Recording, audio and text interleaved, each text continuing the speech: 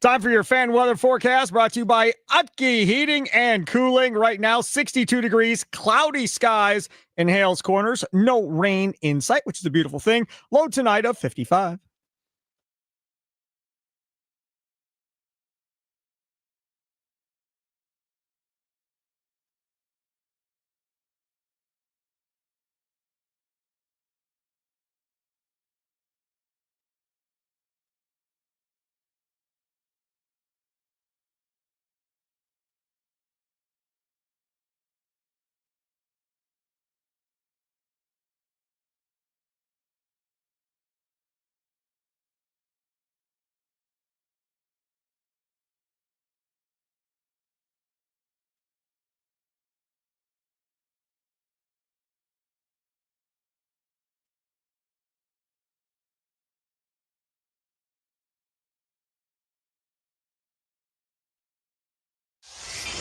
Some shows talk about one team.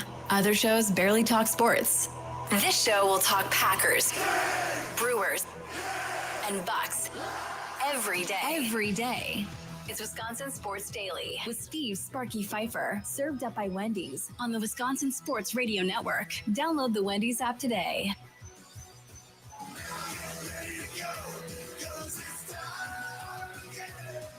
It is that time again, hour number 2. Welcome aboard as we are live from the Wisconsin Sports Radio Network studios, powered by the Potawatomi Sportsbook. See Sparky, Fifer, Charlie using over there. We wanted to get to that piece on Bob Nightingale with his sit-down, 90 minutes, whatever it was, with Pat Murphy, talking about Pat Murphy's life outside of baseball, before baseball, during baseball. So good for USA Today. I want to get to some of that. We were going to do it last segment, and then things got messed up having Anthony Witrado on a segment later than he was supposed to be. So we're going to do that coming up in the second segment here this hour. Then Charlie Sounds of the Day, brought to you by Prize Picks. That comes up at 3:40, so we'll definitely get to that too. But I want to have this conversation about Quintana versus Miz. We talked about it a little bit in the first hour. I want to get your thoughts on how you would do this if you're Pat Murphy. Let's just be all out there on the table. Because he has not said what his plan is for tomorrow. He has not said what his plan is Saturday if they get to Saturday, because they got to beat either Glasnow or Ohtani or the bullpen, whoever they get to. They got to beat one of these two in order to even play on Saturday. How do you do this if you're the Brewers? In the first hour, people were saying pitch Miz and Ohtani together. Okay, if you're on that bandwagon, cool. I'm not mad at you. I want you to explain to me what then is your plan for Saturday or for Friday. So is your plan then tomorrow? You're bringing back Priester, matching him up with Patrick and setting them in to battle together, and those are going to be the tag team together? Is that the plan of attack? Because there has to be a plan. He can't, in my mind, go running through all these guys and then come back tomorrow. Because as much as they come out of the pen, Charlie, there's still something to bounce back with an arm that's been used the same way all year. Like, I can't imagine you could have Quintana go 3 or 4 innings and then ask him to come back tomorrow and pitch an inning or two. Maybe I'm wrong. Maybe his arm would bounce back and be okay. But if you go to Josh Hader, who, as we talked about, was the starter majority of his career, if you remember, Hader started having a stance of, no, I'm not pitching an inning and a half or whatever the case may be, and then having to come back and pitch again the next day. And then it was, he'd pitch a couple and then he'd sit for 3 days. And fans would be like, dude, you're pitching an inning. You've pitched 2 days. Every other closer can pitch 3. What is the problem? And Brewers brass would always say the same thing. Hey, man, everybody's arm bounces back differently. And you know what? I agree. I believe that philosophy. I'm down with that philosophy. But I still have more faith in a McGill, a Koenig. I mean, Ashby's clearly proved he can pitch every day of the week and not worry about it. Ashby's bounce back. Uribe's bounce back. I'm good there. That's why when you go to Mears versus Tobias Myers, as far as the decision of what you're going to do, I wish I was in the room to hear why that decision was made. Unless Mears is dinged up again. And again, we don't know. But to have another high leverage reliever that you can use as an opener or that you can use in the back end if one of your high leverage relievers ends up starting, like they've done with McGill, made more sense to me than Tobias Myers at this point. I will tell you, Tobias Myers is not in my plan for today, and he's not in my plan for tomorrow either. The 4 guys we talked about, and maybe Gasser, would be the guys I'd put in. But if I'm being honest, I don't trust Gasser to that point to say you're pitching either the first 3 innings or the second 3 innings. I think with Gasser, it's more about kind of like it had been with me with Bob Mizorowski, which is you can pitch, but I'm only bringing you in to start an inning. That's it. Clean 6th inning, clean 7th inning. That I'm down with. You build your own mess, fine. But I don't like him coming into a mess already, Charlie. No, I don't want to put any of these young pitchers into situations where it could hurt their confidence if you do need to play another game, an extra game in the series. If you need to play 3 extra games in this series, there is something to keeping these guys as high as possible in these situations, and that's on the manager and on the pitching coach to put them into those right situations. And going back to like what you were saying about Quintana, not putting him into a situation where you're pitching him back-to-back days, because that's just not what he's done in his career. I think this is something that you can do with a Mizorowski, with a Gasser, though, before they get to that point of a Josh Hader where he's like, okay, no, I'm not doing it. These are young pitchers that you need to pitch multiple days in a row here. Chad Patrick, that's why, like you said, I thought it was so weird that Nick Mears was the guy coming out of that roster because he had done that for them. Yeah, it was in cleanup situations, but that's kind of what you need. Now you don't have a guy who comes in cleanup situations. Sure, you can put Grant Anderson out there in a cleanup situation, but do you trust Grant Anderson as much as you've trusted Nick Mears this entire season? The stats say you probably should, because statistically he's sitting there right with Nick Mears as a really top-end reliever, but the eye test doesn't tell you that. And with Nick Mears, you felt safer. You don't feel as safe with the Tobias Myers out on the mound in a situation like that. You don't feel as safe with the Grant Anderson. And frankly, right now, there's some other guys that I have felt safe with that I don't, because they have pitched so often. Jared Koenig and Aaron Ashby, like you said before, you start worrying that he's going to give up runs. This feels like a prime game for one of those guys to mess up because they've pitched so much. So the question is, are the Brewers making the right decision to pitch Quintana over Miz today? Now, they did not say Miz is not pitching, but they did say they're going to rely on Quintana to pitch a heavy amount of innings in this game behind Aaron Ashby. So it doesn't appear that Miz would pitch. But I'm going to allow you the floor, whether it's texting or calling, whatever the case may be, to tell us how you would use these pitchers today and tomorrow. Because that way, if it goes sideways, you can text and be like, Sparky, I told you that was a bad idea. And if they do what you said and it works and they win, you can be like, Sparky, go back, check my text message from yesterday. I called that and I was right. Right? It gives you a little, a little I told you so leverage here if you're right on this. Nicolay Law, talking text line 414-677-1250, 414-677-1250. If it's me and I'm running this, even though they're not doing this, Quintana would be my guy tomorrow. And I would start Quintana tomorrow. And I would bring Mizorowski behind Quintana tomorrow. And Chad Patrick and Gasser, if that's what you want to do, are my guys that I'm running behind Ashby. Now, the reason that I want Mizorowski tied to Quintana is, as the story goes this year, the one guy that Mizorowski has leaned on the most has been Quintana. Those two guys have been attached at the hip. He has helped Mizorowski out at every turn, whether it be scouting the opposing team, whether it be changing pitches or deciding on pitch decisions and so forth. Quintana has been his guy. I love the idea of Quintana throwing 3 innings and then coming to the dugout and giving Mizorowski a heads up as far as, all right, man, you got these 3 guys up. This is how I attacked them, but with your stuff, you should go at them this way. I love that idea. I love the idea of Mizorowski's speed, velocity at extreme highs following Quintana's not extreme velocity and changing up how they deal with it. Because you follow Quintana, even though he's in the 90s, 104, if that's really what it is going to look a hell of a lot faster than it looks if you start the game with Mizorowski, right?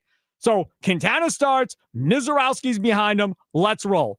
I am not a fan of Mizorowski starting game 4. That I do not want. I'm fine with him coming in to pitch the last game, but I don't want him on the hook to give up 3, 4, 5 runs in the first And then it's like, oh, I can't believe they started the rookie. They didn't learn their lesson from Wrigley. When they put him out there and his nerves ate him up and he got shellacked, they did the same damn thing now in LA. No, I don't want that. I do not want anything to do with that. Call me a chicken. Call me whatever you want. I ain't putting Mizorowski out there to start game 4. So that way I'm not going. Today, I would not have brought Quintana behind, which apparently they're going to do. I would have came back with Patrick and then maybe Gasser and then your high-end starters at that point. I would have treated it that way moving forward. That's how I would do it. How would you do it? Nikolai Law, talking text line 414-677-1250, 414-677-1250. What say you, Charlie Usen? I think in this situation here today, first of all, I wouldn't have started Ashby. I think we've gone over that enough. I'm just afraid. Eventually, one of these teams are going to light him up like a Christmas tree in an inning. It's going to happen. Right. I don't know if it's today, but I just think you're flirting with fire right now. It kind of feels like it's going to be today. I know that is loser talk. I always complain about how people on this station have loser talk sometimes. It kind of feels like today's the day. Talking about the host? Well, yeah, maybe sometimes. Sometimes some people do. He wasn't on an email for a schedule earlier today. Now he knows why. You can't be bashing everybody on the station and expecting me included in all the fun stuff that happens at the station. Like you gotta be nice to everybody at the end of the day. Hey, mornings can all start to feel the same. So if you're looking for a fresh wake-up call, look no further than Wendy's breakfast. Try a breakfast Baconator with fresh cracked eggs and crispy bacon, a grilled sausage breakfast burrito, or maybe even a honey buddy. Don't even think about sleeping on Wendy's seasoned potatoes and English muffin sandwiches. Doesn't matter what you go for. It's going to change your life. Okay, it's at least going to freshen up your morning. Ready for a fresh wake-up call? It's got to be Wendy's. Asking you, what's your pitching plan? How do you go about this? Do you like the idea of Quintana today and Mizorowski possibly tomorrow? Do you like the idea of Quintana today, Mizorowski behind? Maybe you prefer Quintana tomorrow. That's where I'm at. Nikolai Law, talking text line 414-677-1250. 262 says, enough with these openers. Let your starting pitching start just like the regular season, and then use your bullpen matchups in later innings. Yes, I agree with you. No disagreement with this whatsoever. None. The only way the opener makes sense for me is if the top 3 to 6 have not seen this pitcher in a series yet. Haven't seen him. That guy starts for a couple of innings, and then your regular starter comes in and goes 3 through 7 or something, right? Okay, that makes sense. For instance, Logan Henderson, who I really like, let's say he's on this roster and is healthy and can pitch, even though he's a starter. And they go to Logan Henderson, hey, man, go out there, pitch 2 innings. And he might have faced the Dodgers, so they may have seen him. I think he might have faced the Dodgers. But either way, let's say he hadn't faced the Dodgers.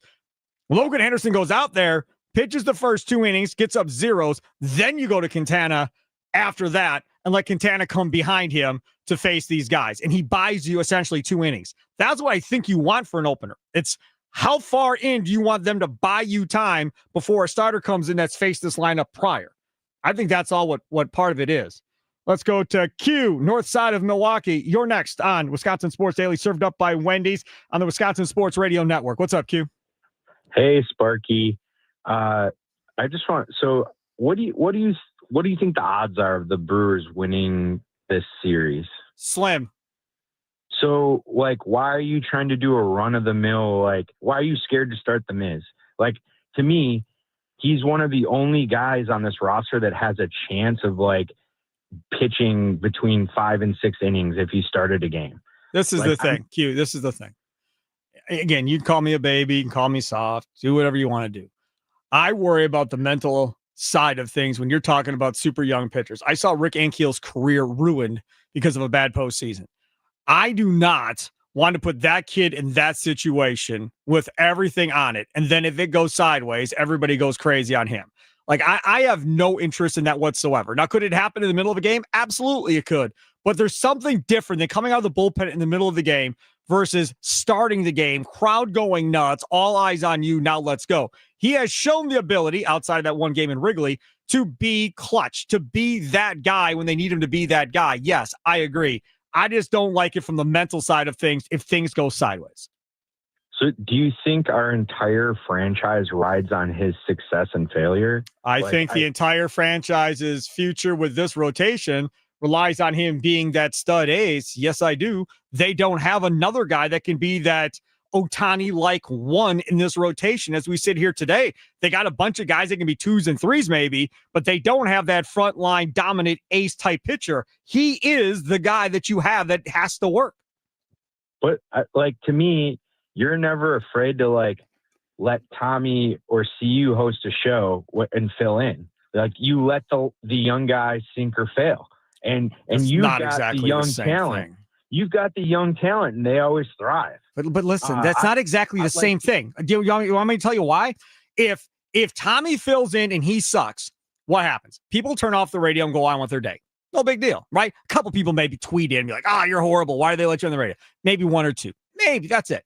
Not thousands and thousands and thousands of people talking about you on sports talk shows, talking about you on TV going, man, we all thought he was all that great there when he threw back-to-back games where he didn't give up a hit, and now he just got absolutely demolished by the Dodgers. Maybe he's not as good as we thought. Could end up being an ESPN topic, FS1 topic. Like, it's not even close to being the same thing, Q. But do you remember, was it game 2 when he pitched or game 1 against the Cubs and screamed like he won the World Series? Bouncing off the field to first base after he got through the 1 inning. Yeah. Yeah. I mean, that's my lasting image of him in the postseason this year. Good. Let's keep it that way. He'll do it again. Good. But honestly, I think it's worth the risk. We didn't take a risk at the deadline to bolster this team. We just were relying on the Miz in the playoffs. Like, I remember listening to you and CU talking about this when he was peaking, like in July and August. Yeah. Like, well, he was peaking in August, yes. And I was like, Peralta, Woodruff, Priester, Mizorowski, I'll take them against any 4 you want to throw at them. And I would have loved those 4 in this series if those 4 guys, how they were pitching in early August, were pitching right now against these 4. Then it's a real fair fight. I honestly think he is our only chance of winning this season or this series and keeping bringing it back to Milwaukee. And that's why I would start him in a game. Makes sense. I understand like trying to treat him with kid gloves, but dude was an all-star as a rookie. He was. Like, roll the dice. Let's see what happens. Because honestly, even if he is good, we're not going to re-sign him. So we might as well get an extra playoffs out of him this year. Stop. Just stop. Goodbye. Why do you do that? I love Q. I do. He's come out to our events. He's always in the YouTube chat. I love Q. Sometimes I just like, stop. Why did you have to go from he's an all-star, I love him, let's go, to, well, he's going to eventually leave anyhow. You might as well get another playoff start. He ain't leaving next year, man. We got several years of this dude. Settle down. Let's check in with our fine friend Jeff in Superior, checking in here on the Wisconsin Sports Radio Network on Wisconsin Sports Daily. What's going on, Jeff?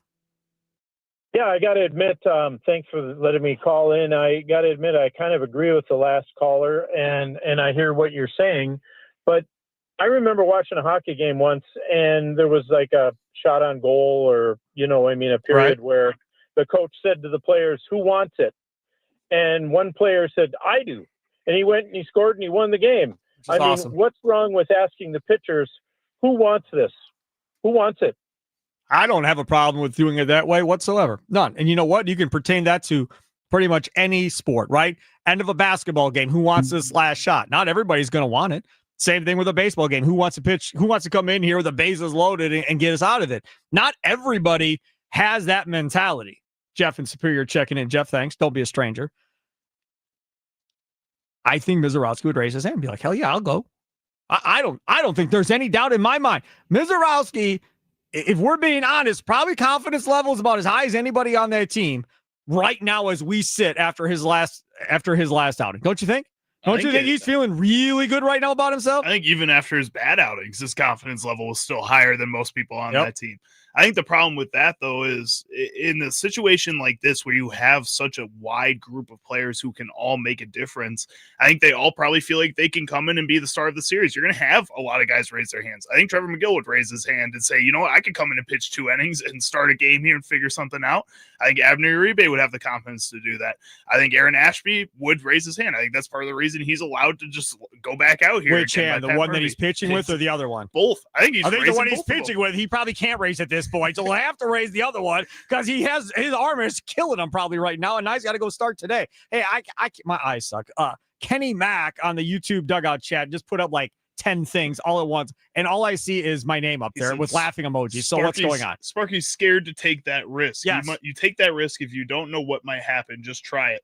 Sparky gonna come sit in the dugout with me since he a baby and scared. Ooh, he's calling you out. I am. Absolutely, I am. I've said it before. I'll say it again. Back when they would put Randall Cobb back at punt returner for the Packers, I would kill the Packers. Dude, what in the world are you doing, man? You need him on offense. Don't be getting our guy killed back there unnecessarily. And when they get to the playoffs, then this Charles Woodson is out there. Well, okay, now you're in the playoffs, so I understand. The stakes change a little bit, right? With Mizorowski, it's not being scared of the injury situation. I just don't like all the fallout that comes at this dude. I want this dude to end the season, go into the postseason like, yeah, that's right. I'm the man. I mean, do you realize, if you think about this for a second, just think about this. If they trade Peralta, that also has been blowing up on my Twitter. We'll get to that another day. Once the season's over, we'll address the Peralta, trade him or not trade him. We'll get to that eventually. But do you realize if they were to trade Peralta this offseason, he's got $8 million left on his deal, and then he's a free agent. We all know they're not going to sign him. Plus, you have the lockout coming, or strike, after the 26th season. So there'll be even more time off the books and money lost by all these teams that won't have games to sell tickets to. But if he's gone, who's your one? It's going to be the kid. That's who your one's going to be. I'll answer quickly. Unless they bring Woodruff back, the Miz is going to be the one in this rotation going into next year, folks. It's going to be the Miz. And I mean, Priester was good this year. Don't get me wrong. But if you're telling me opening day, who's lining up one, unless Mizorowski stinks in spring training, like it's Mizorowski, it's Priester, it's Patrick, it's Henderson, it's Gasser. All those young guys. That's what it is. I bet there's going to be another veteran sneaking in there somewhere. I think one of those guys I bet they find a Quintana at some point. Just maybe. Sneak at the back. Maybe if they find an old guy to put in there. But otherwise, all 5 of those young cats are all in there pitching. Yeah, other than that, it's all young. And your bullpen's going to be young, and your lineup's going to be young. It's going to be a really young team. Man. Yes, but they're going to be really good. They're going to be really good because Chris Hook is a mastermind of a pitching coach. Best pitching coach in all of baseball. Anywhere on planet Earth, I'll take Chris Hook. You can have whoever else you want. That man does not make enough money. Speaking of money, why not try and make some money at Potawatomi, right? You can win big this October at the Potawatomi. Play the Bird Bash game show for $50,000 in cash. Just play with your Potawatomi rewards card for entries, prize drawings on Thursdays. Plus, your play also earns you a shot at the $300,000 December season finale. It's a Bird Bash only at Potawatomi Casino Hotel, Milwaukee. For more details, visit paysbig.com/birdbash. Coming up next, I want to jump into this piece that Bob Nightingale did on Pat Murphy. It's really, really good. If you haven't read it, stay tuned. You're going to learn stuff about Pat Murphy. I promise you that. That's straight ahead. Wisconsin Sports Daily, served up by Wendy's. Live from the Wisconsin Sports Radio Network studios, powered by the Potawatomi Sportsbook. Sparky here.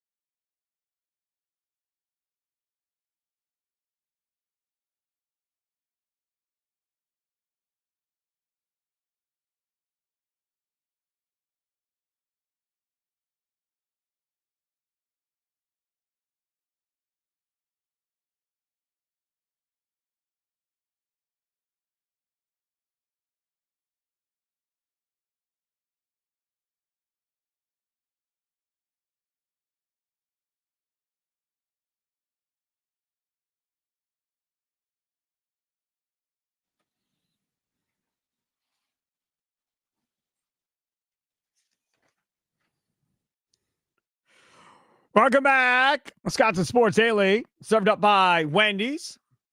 See, Sparky Fifer with you. Charlie, use another side of the glass.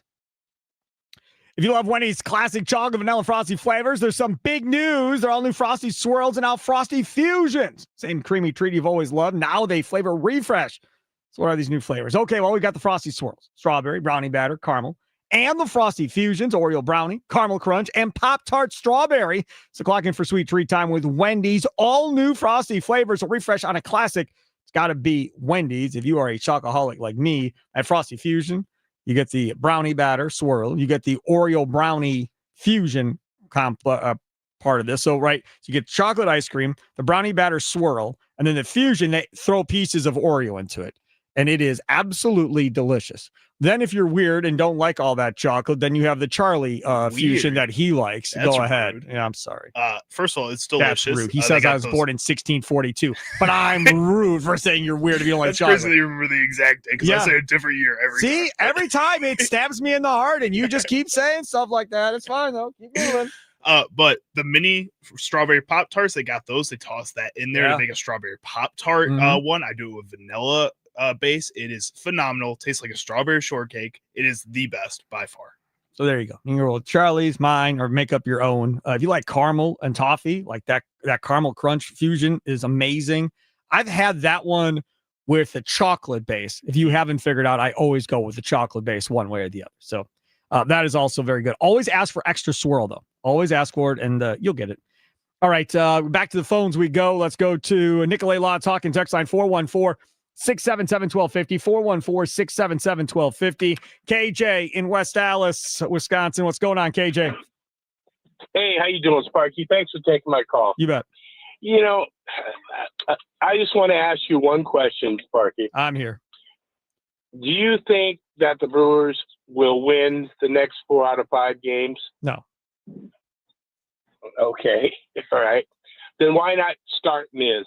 He's the only guy that can give you, that I know of right now, out of that lineup, the pitching staff, that can give you 4, maybe 5 innings. Other than that, I just don't see anybody else. You haven't started him. So, you haven't started him yet. I mean, to the point of go start him. They're not even letting Quintana start, and he's a damn veteran at this point, and they're still putting it. The only guy they've let go out there and do this postseason is Peralta. That's the only guy. So you're essentially going against everything you believe in this series if you send Mizorowski out there to throw the first Priester for one game. Oh, and Priester, and that blew up. It was atrocious. Right, and then they gave him an opener after that. I'm telling you, I don't know what it is, but they clearly don't trust these pitchers outside of Peralta to start a game. Well, Sparky, this is like a rite of passage, right? It's like we know that the seasons are going to change, every year. And it's a rite of passage in Wisconsin that something is amiss with this team. It's either the hitting or the pitching or both, whatever the case might be. Yep. And here we are again. Okay? And so what the hey? I mean, why not go out with Miz, give it your best shot? Then maybe if things work out in this game and you win this game, you can figure it out.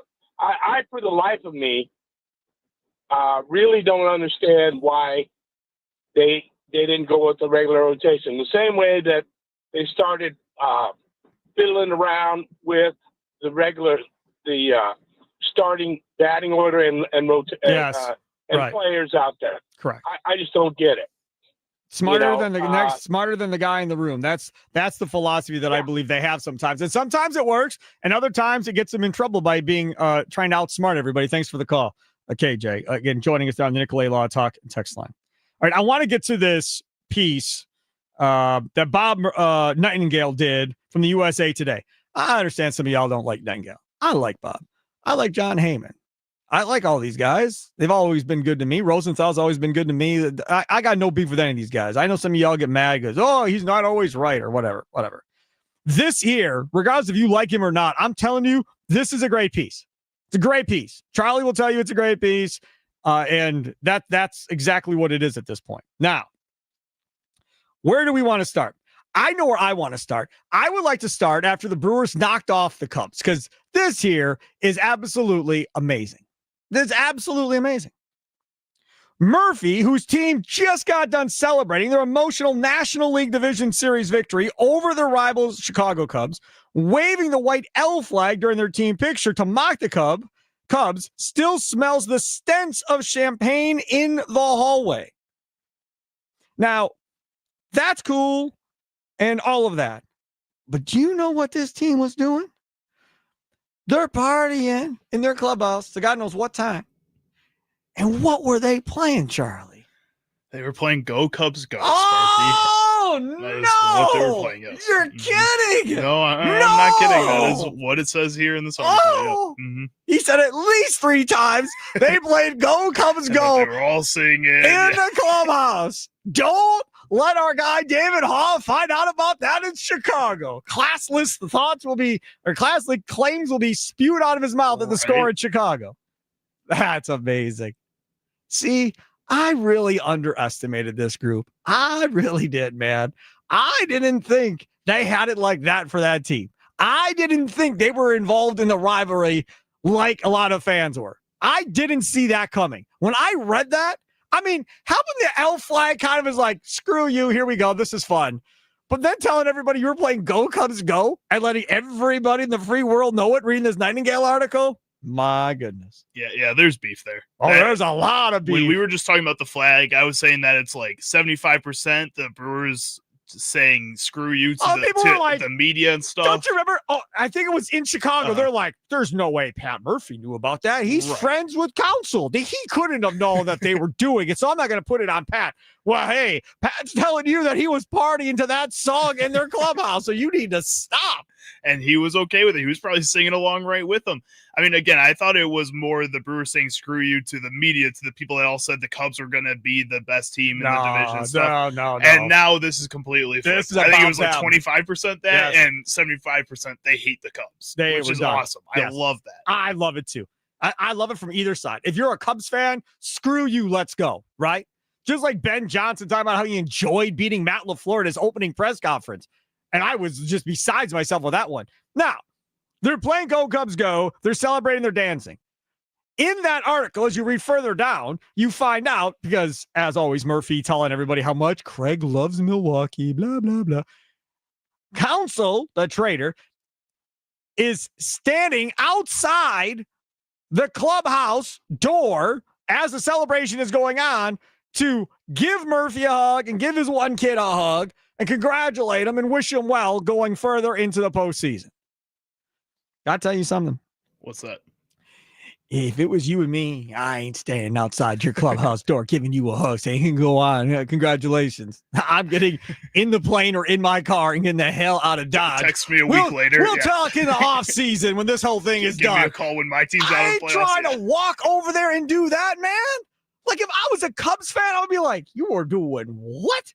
Like, how important really was this to you? Were you really all in to begin with? Because, you know, there are some crazy Cub fans that think this man had it out to try and screw over this organization. Like, he's getting paid by the Brewers, still on the side of train wreck this thing. Yeah, getting train wrecked against the Brewers. That's what we should start calling him, the double agent. Double agent. Be a little nicer to him. It's still kind of a traitor. But definitely a traitor, because then both sides hate him if he's a double agent. Ain't nobody like the man.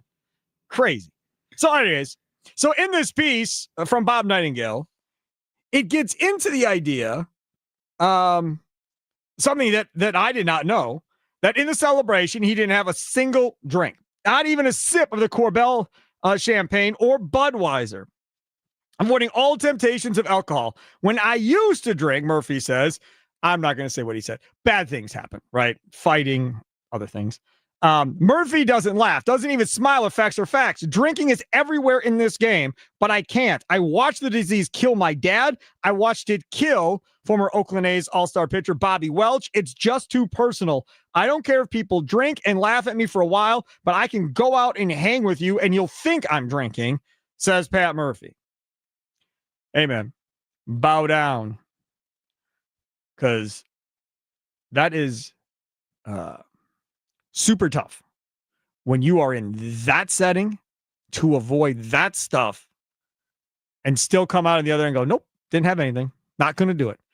but it's personal, right? Because it was in his family. Now, I can relate to this with members of my family who have been alcoholics and so forth, and seeing what it's done to them and knowing how big of a deal this potentially can be and all the pitfalls and downfalls that eventually can kill a member of your family or turn the member of your family because of alcoholism into somebody you don't even recognize anymore because of the amount of alcohol that they drink. So I can completely relate to it. But I'm not hanging out partying with MLB baseball players after you win a division. Like that's impressive. That's very impressive by Pat Murphy. Right. He goes on to say that it's a part of the game, like even just beyond the celebrations. It's just in the culture that people go out and party like that, or that you're having a beer after a game or something. Like I've seen post-game interviews with players where they're drinking a beer just straight out of their locker. They have fridges full of them afterwards. It's just there. It's got to be so hard to be around all these people and be the person that has to kind of relate with each of these different players on a different level. And yeah, some of these guys may like beer or may want to go out and have a drink with their boss and talk with you that way and stuff. And to stay away from that is so hard. And for him to still be able to build those relationships and teach these guys lessons with his own lessons is really something huge. Yeah, I totally agree with you on that. Got another one here within the story. So Murphy doesn't think he's getting the Brewers managerial job. Murphy is like, I'm not getting this job. Whatever. It is what it is. I'll just go with the trader to Chicago, be his bench coach, and that's how it's going to be. So then all of a sudden they call him when they're in Arizona for the general manager meetings in Scottsdale, and he lives in Arizona as well, in Chandler, and they tell him to come to Scottsdale for an interview. Now, Chandler to Scottsdale is not it's not a quick drive. It's a couple hours at least, I think, from Chandler to Scottsdale. Murphy says, I remember sitting there, listen to this, for 2 hours with all these nerds in the room, and they were an hour late to begin with. I think they were interviewing Don Mattingly or something. I mean, I didn't even get a drink or a cracker. I'm like, guys, what the bleep? What the do you want me to tell you? You already know me, right? I've been here 8 bleeping years. I need an answer pretty soon. Well, it turned out they gave him the job. Let me tell you something. If I was Pat Murphy, an hour? You know me, and you let me sit there for an hour? You would have been gone after 15 minutes. Yeah, but I don't know if I would have been. Like, I've always wanted to be the program director of this station. Anybody that knows me knows that, and it's still not happened. But I of the network now, we got more than one station. Of the whole thing, right? I've always kind of wanted to be the boss. I've never had that opportunity given to me. I've always wanted it. So if I had to sit and wait an hour for a chance to possibly have that, would I have left? No, I would have sat there. Now, what he doesn't tell you, what I want to know is, was somebody texting him? Matt Arnold be like, hey, dude, this is going longer than I thought. Just chill out. We'll be there in a little bit. Right. And then half hour later, dude, so sorry. We're going to be there. Blah, blah, blah, blah, blah. Don't leave. Was that going on? He didn't really say if that was going on. I find it hard to believe they just completely did not text him, did not tell him, and left. Oh, could you imagine if it would have been Mattingly? That would have been kind of It's not this. It's not. I promise you, it's not this the last 2 years. No. There's no way. There's just no way. So, again, Matt Arnold, Mark Antonaccio, all making good things. The average Joe, Murphy says, aren't the average bleeping Joes anymore. We would not have been able to play this interview. We pulled it off. Well, yeah, been a lot of bleeping, right? We pulled it off. Good, fine, fair enough.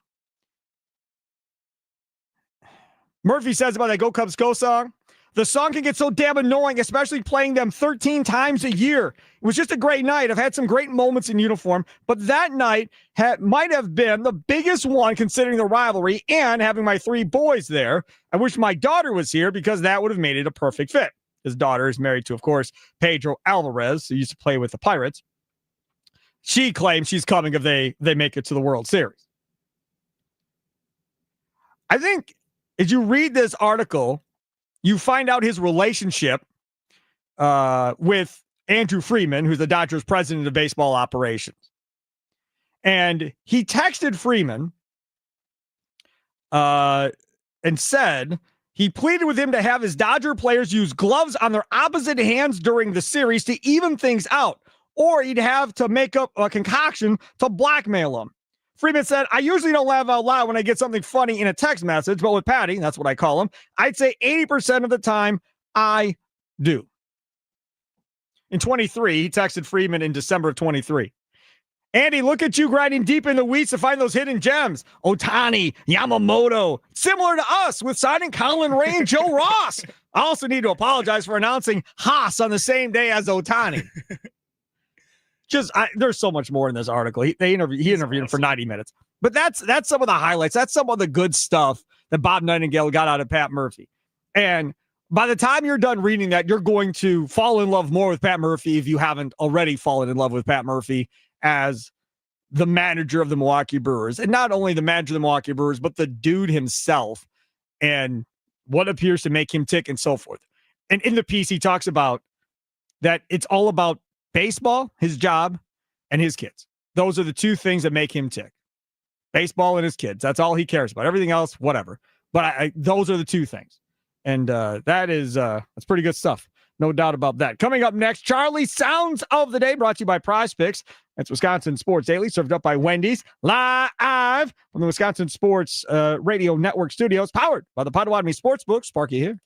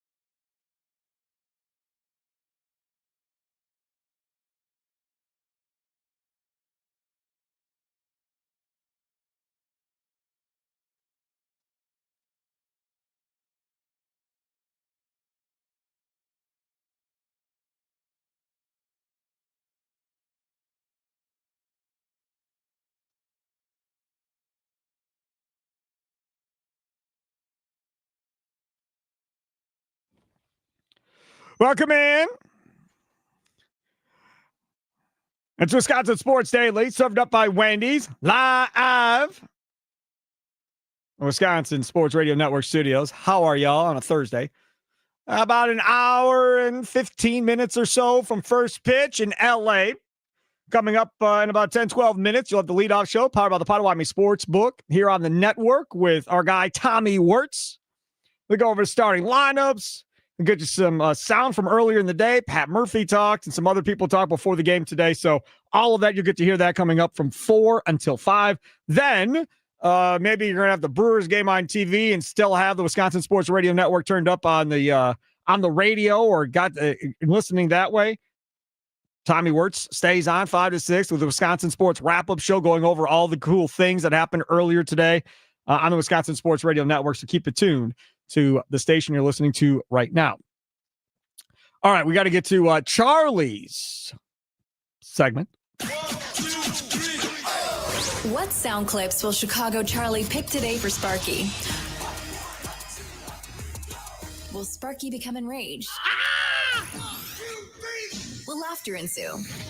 It's time for Charlie's Sound of the Day. It's Wisconsin Sports Daily, served up by Wendy's on the Wisconsin Sports Radio Network. All right, time for Prize Picks. Prize Picks, best way to cash in on the Packers this sports season, which players are going off, which ones are overhyped. Make your picks in less than 60 seconds to turn your takes into cash all season long on Prize Picks.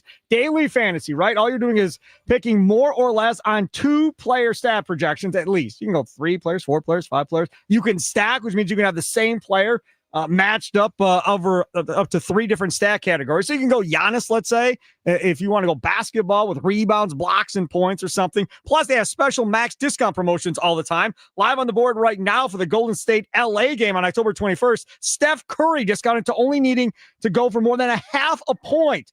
Mix and match players from football, basketball, and baseball to build your dream lineup today. Download the Prize Picks app today. Use code Sparky, SPARKY, to get $50 in lineups after you play your first $5 lineup. That's code Sparky to get $50 in lineups after you play your first $5 lineup. Prize Picks, it's good to be right. Must be present in certain states. Visit prizepicks.com for details. All right, got about 3 minutes left here, Charlie. Let's see what we can fit in. All right, the most important one I wanted to fit in is stepping away from the Brewers a little bit and heading over to the world of the Milwaukee Bucks, where Bucks guard AJ Green has agreed to a 4-year, $45 million guaranteed contract extension with the Bucks, as told by his agent, Matt Bolero. This is Doc Rivers from Summer League discussing the importance of AJ Green and Gary Trent Jr. in a lineup with Giannis. Brought up with Giannis, he thought I had lost my mind. Because he's already has the ball in his hands, but like having him bring it up every time, it eliminated. You know how the whole league right now, everybody's pressuring the ball. Nobody's pressuring Giannis. Nobody. And so it allowed us, even against Indiana, to bring the ball up pressure free. You know, the most dangerous guy on our team had the ball already, and when you put shooting around that, that's where the Gary Trents and AJ Greens, like I think both of those guys are going to have breakout years for us. That's where that all came into play. So I want to pick up from that and build on it. Okay. Again, Doc thinking he invented this idea with Giannis and Jason Kidd did. But regardless, you see Jason Kidd's now trying to do the same thing with Flag in Dallas. Yeah. So we'll see how that pans out for them. I think it'll work a little better with him than Giannis. I think it will too. I agree. I think when you look at AJ Green and giving him all that money, it's Pat Connaughton. Right? Connaughton got a $9 million a year deal or whatever else. So it's a younger version of Connaughton at this point is what you're doing with AJ Green. So I thought Connaughton was overpaid at $9 million. Everybody told me, oh, settle down, Sparky. He's worth it. He's a high energy. He gives a lot of effort. Okay. And that's what he gave you. And then he got too old. And that was the end of it. All right, go ahead. All right. And next up here, the last one. This is Pat Murphy's son, Austin, telling us why he still believes in the Milwaukee Brewers. Actually, this question is for Austin. Go, Austin. Everybody hears your dad talking all the time. So based on your inside knowledge of the Brewers, what do they have to do to get out of this 2-0 deficit they're facing? Just stick with it and keep battling through it. I think they can do it. And yeah, I believe they can do it. What makes you believe? Well, the guys respond back really good. Like, started the season 0-4. What those games were not good, but then they responded with the best record in baseball. So I believe they can do it. You better have said that. If not, I think he's grounded. I think they're going to lose the next two, to be honest with you. That'll do it. Wisconsin Sports Daily, served up by Wendy's, live from Wisconsin Sports Radio Network. Have a good one. Toodles.